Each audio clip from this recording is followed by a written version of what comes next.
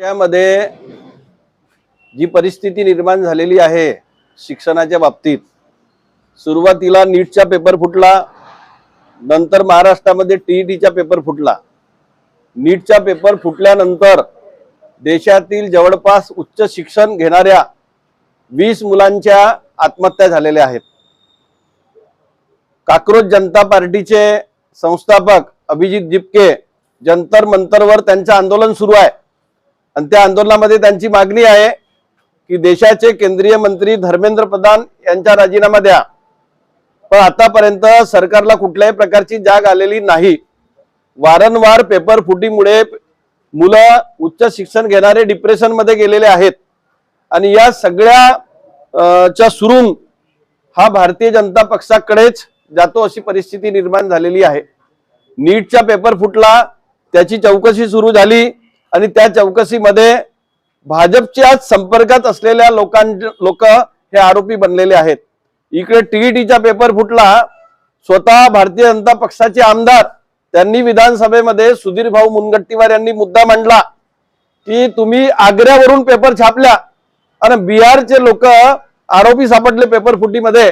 मग आमच्या महाराष्ट्रामध्ये म्हणजे एवढी छपाईची व्यवस्था नव्हती का? म्हणजे स्वतः हा सत्ता पक्षाचे आमदार सरकारला घरचा अहीर देत आहेत। म्हणजे वस्तुस्थिती त्यांनी शासनाच्या समोर मांडली, सभागृहात मांडली, महाराष्ट्राच्या समोर मांडली, देशाच्या समोर मांडली, तरीही अशा प्रकारचे प्रकार होत असल्यामुळे पोरं हे डिप्रेशन मध्ये चाललेले आहेत। गरीबाचे पोरं उच्च शिक्षण घेण्यासाठी जातात, पण पेपर फुटीमुळे त्यांच्या शिक्षण कुठल्याही कामात येत नाही। अशी परिस्थिती निर्माण झालेली आहे। भंडारा जिल्ह्यामध्ये अनेक अकादमी आहेत आणि त्या अकादमीच्या माध्यमातून पोरं उच्च शिक्षण घेत आहेत, शेतकऱ्यांचे पोरं घेत आहेत, गरिबांचे पोरं शिकत आहेत आणि ज्या वेळेस पेपर फुटीच्या घटना घडतात त्यावेळेस त्यांना निराशा येते आणि परिणाम असा होतो की त्यांना आत्महत्या कराव्या लागतात। आणि या परिस्थितीत आता इकडे लोकसभेमध्ये अधिवेशन सुरू आहे, विधानसभेचे अधिवेशन सुरू आहे।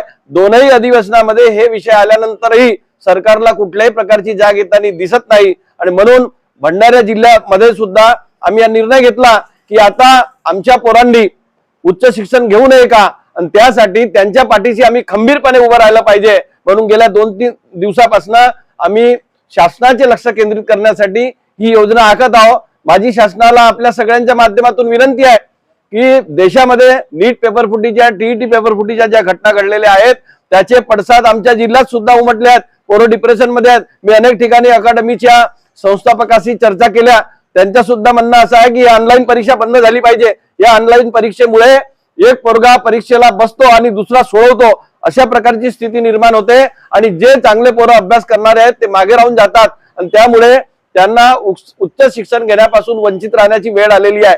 अशा परिस्थितीत शासनाने दखल घेतली नाही तर यापुढे आम्ही तीव्र आंदोलन करू आणि खंबीरपणे आमच्या पोरांच्या पाठीशी राहू।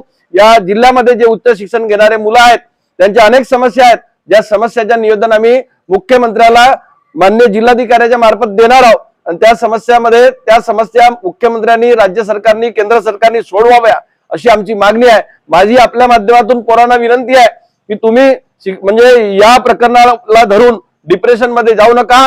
राष्ट्रवादी काँग्रेस शरदचंद्र पवार आपल्या पाठीशी खंबीरपणे उभा राहील एवढी मी आपल्या माध्यमातून ग्वाही देतो आणि पोरांना कुठल्याही अशा अडचणी आल्या किंवा पेपर फुटीच्या घटना घडल्या त्वरित आमच्याकडे सांगा, आम्ही त्याची दखल घेऊ आणि शासनाचे लक्ष केंद्रित करून शासनाला नमवण्याचा प्रयत्न करू।